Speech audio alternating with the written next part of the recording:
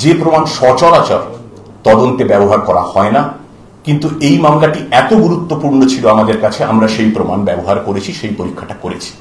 সেটা হলো gait pattern analysis. এখানে যারা আছেন, আমরা আছি, আমাদের প্রত্যেকের হাঁটার, চলার, দৌড়নোর, সাইকেলে ওঠার, বাইক চালানোর একটা নির্দিষ্ট ভঙ্গি থাকে, একটা নির্দিষ্ট ছন্দ থাকে, একটা ইউনিক লোকোমোটিভ বিহেভিয়ার থাকে। এইটাকে বলা হয় গেট প্যাটার্ন। আমরা মুস্তাকিন সর্দারের গেট প্যাটার্ন অ্যানালিসিস করেছিলাম। কিভাবে? আগে আপনাদের বলেছি, আমরা 3টে গুরুত্বপূর্ণ ফুটেজ পেয়েছিলাম। একটা সে সাইকেলে করে হাঁটছে, পাশে সাইকেল সঙ্গে নিয়ে হাঁটছে, একটা সে চড়ছে, এবং একটা সে মেয়েটির পিছু নিচ্ছে। যখন সে বারুইপুর সংশোধনাগারে এই অভিযুক্ত মুস্তাকিন ছিল, ফরেন্সিক বিশেষজ্ঞ এবং জুডিশিয়াল ম্যাজিস্ট্রেটের উপস্থিতিতে তার গেট প্যাটার্ন অ্যানালিসিস করা হয়।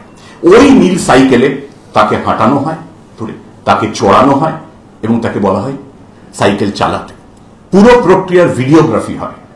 এই ভিডিওগ্রাফি এবং সিসিটিভি ফুটেজ যা আমরা ঘটনার দিন পেয়েছিলাম, দুটো পাশাপাশি রেখে আমরা গেট প্যাটার্ন অ্যানালিসিসের জন্য পাঠাই ফরেন্সিক বিশেষজ্ঞের কাছে।